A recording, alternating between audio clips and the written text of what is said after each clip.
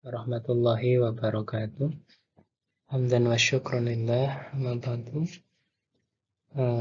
kepada mahasiswa-mahasiswi calon peserta pretest tahun 2022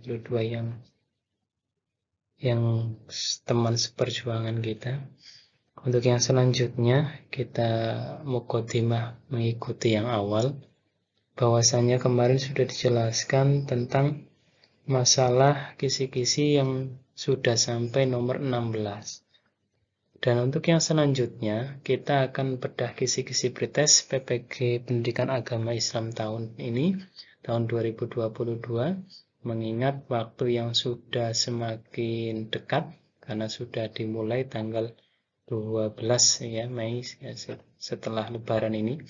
Dan seperti biasa, pada kisi-kisi bedah ini masih mencangkup dan berlandasan pada kisi-kisi yang sudah beredar di kalangan medsos ataupun di akun siaga kita ya.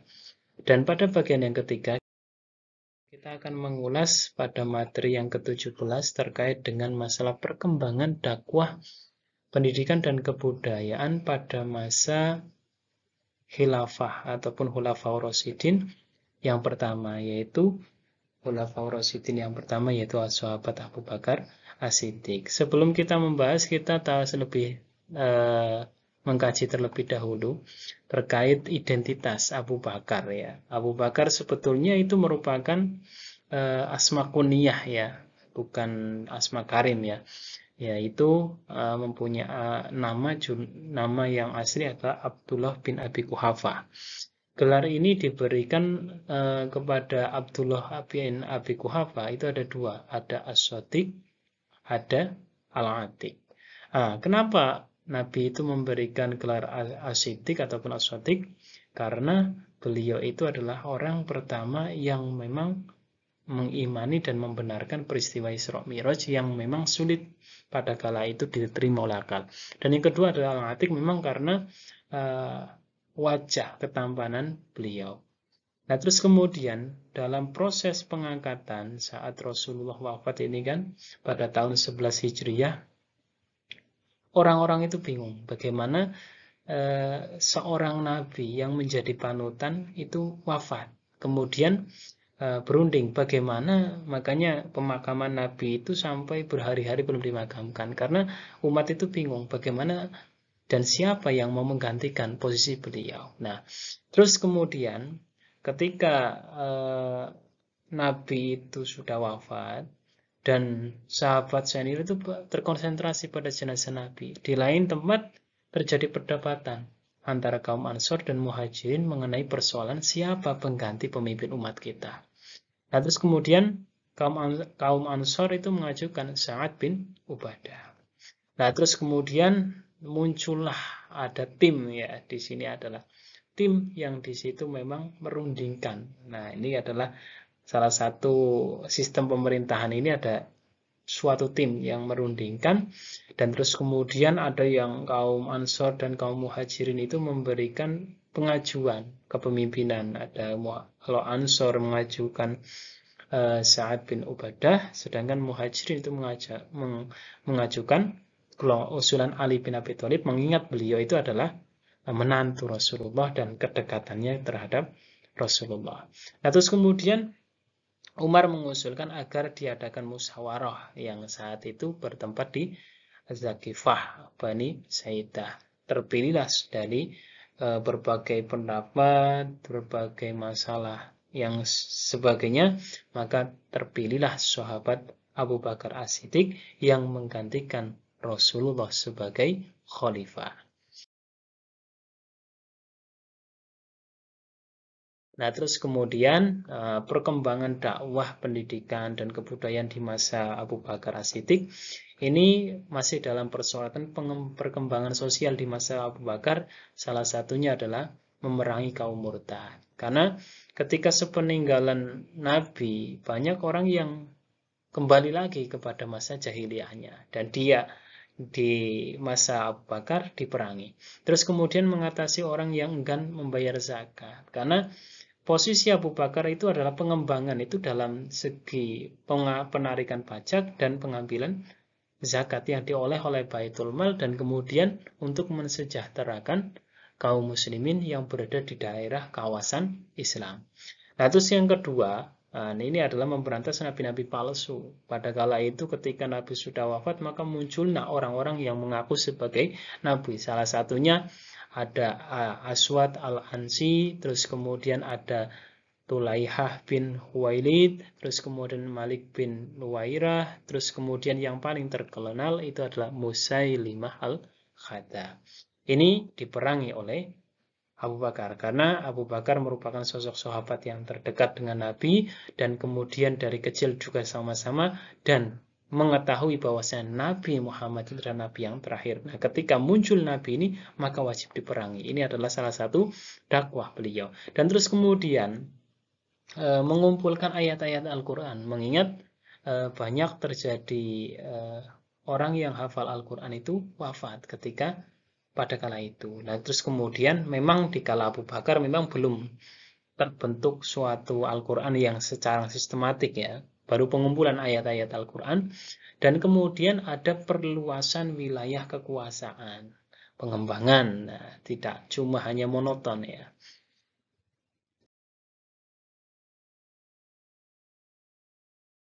Terus kemudian perkembangan dakwah pendidikan pada masa Umar setelah masa khulafah yang pertama yaitu sahabat Abu Bakar. Ya, beliau wafat itu seperti usianya Nabi 63. Terus kemudian dilanjutkan oleh kepemimpinan oleh sahabat Umar bin Khattab. Nah, ini ya. Nah, terus kemudian ada beberapa yang dilakukan oleh sahabat Umar, diantaranya memang perluasan wilayah Islam, yaitu meliputi wilayah Jazirah Arab, Syam, Palestina, dan Suriah, Persia, dan Mesir. Terus kemudian dalam penanganan tatanan usaha di dalam suatu negara Islam, administrasi negara dan membentuk Baitul Mal sebagai pengurus bagian keuangan negara dan Dewan Perang sebagai administrasi ketentraman. Nah, inilah sebetulnya Baitul Mal itu di zaman sahabat Abu Bakar sudah ada, tapi ini adalah membentuk Baitul Mal yang memang lebih mengurus keseluruhannya, termasuk administrasi kenegaraan. Yang ketiga adalah pembentukan kalender Hijriah sebagai penyeragaman. Nah, ini karena memang di zaman Rasul memang ya ada suatu kalender, tapi memang belum seragam, sehingga muncul beberapa di saat Umar itu menjadi khalifah, banyak yang berbeda pendapat. Dan ini maka diseragamkan dengan penentuan atau pembentukan kalender Hijriah sebagai penyeragaman dalam kekhalifahan Islam. Terus kemudian pada kisi-kisi yang nomor 19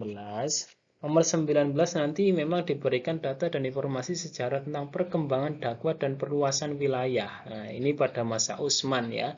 Pada masa nanti disajikan. Tapi mahasiswa dapat mendeteksi perkembangan dakwah dan perluasan wilayah. Jadi perkembangan di dalam dakwah masa Khalifah Utsman bin Affan. Utsman bin Affan itu menjadi khalifah itu menggantikan Umar ya.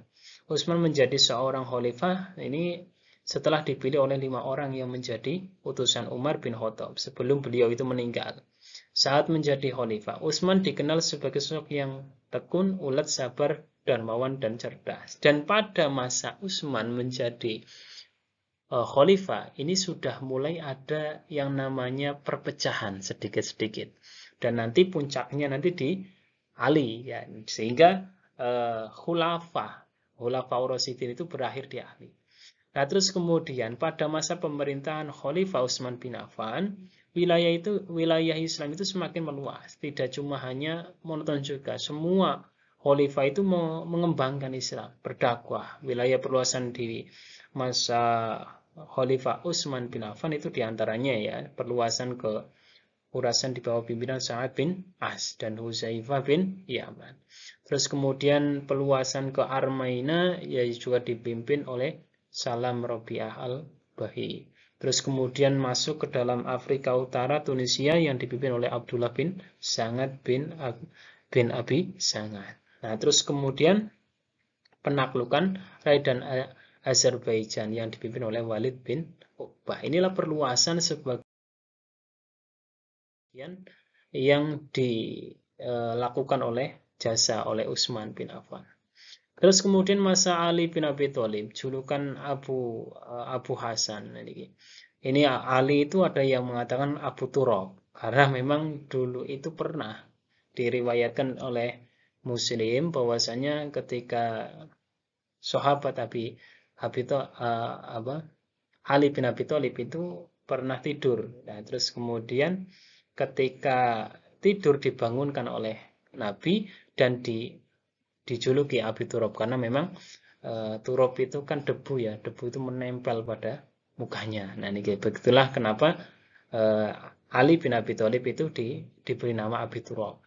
Terus kemudian pada masa pemerintahan wilayah kekuasaan Islam di dalam Khulafah yang dipimpin oleh Ali bin Abi Thalib, ini ya masih meliputi Arab Saudi, Yaman, Oman, Uni Emirat Arab, terus kemudian Qatar, Irak, dan sebagian wilayah Iran. Ini dikuasai oleh Ali. Nah, terus kemudian pengangkatan semasa kepemimpinan Khalifah Utsman terjadi fitnah ini di Basrah, Mesir, dan Kufah dan diprovokatori oleh Abdullah bin Sabah. Fitnah ini berdampak muncullah kelompok yang memberontak dan menuntut agar supaya Utsman itu mundur. Jadi kita baca kembali sebelum Ali itu diangkat ya.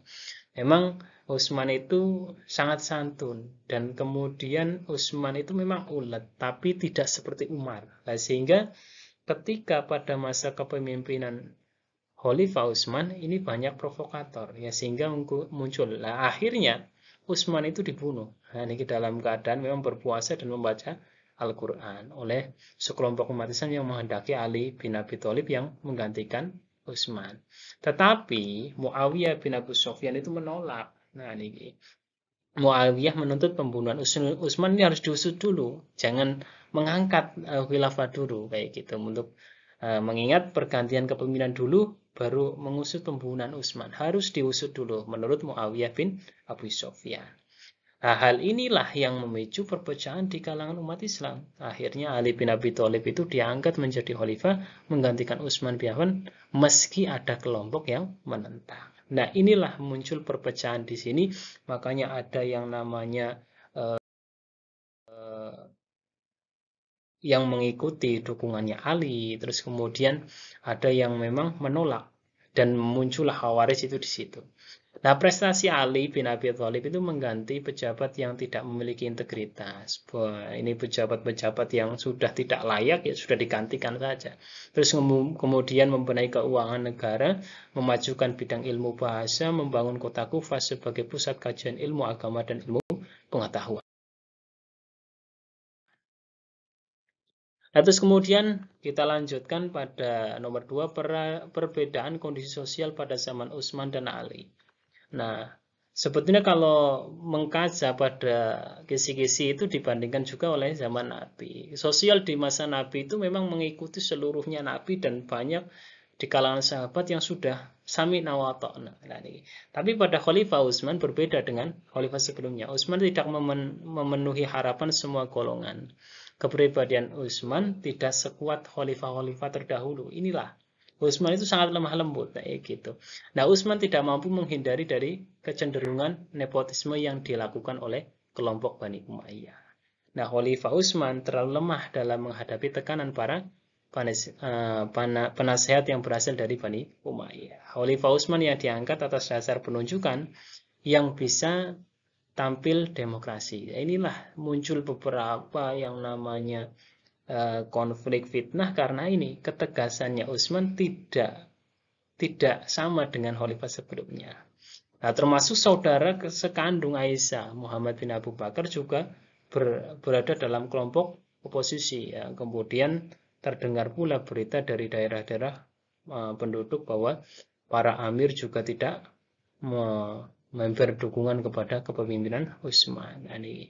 Tapi di sisi lain, Utsman juga berhasil karya besar yaitu keberhasilan melakukan modifikasi Al-Quran. Ya, ini gila. Al-Quran itu yang pertama merupakan dilakukan oleh Utsman bin Affan. Nah, ini termasuk ada qiraatus sab'ah. Ini adalah dibukukan oleh Utsman. Nah, terus kemudian dalam kondisi sosial masyarakat yang dipimpin oleh Ali bin Abi Thalib, yang pertama kali dilakukan oleh Khalifah Ali adalah menarik kembali tanah yang telah dibagikan oleh Khalifah Utsman kepada kaum kerabatnya. Nah, terus kemudian Khalifah Ali dikatakan sebagai pemerintah yang tidak stabil karena adanya pemberontakan dari sekelompok kaum muslimin sendiri. Ya, inilah perpecahan sudah muncul. Nah, makanya terjadi perang Jamal pada 36 Hijriah. Ini terjadi. Terus kemudian setelah pemberontakan Tolhah dan Zubair selesai, muncul lagi persaingan antara dua kelompok, yaitu antara pihak Ali dan Muawiyah. Ya, inilah muncul perpecahan itu di masa kepemimpinan Ali. Terus kemudian wilayah kekuasaan sahabat Utsman dan Ali itu keluar pada kisi-kisi yang nomor 21.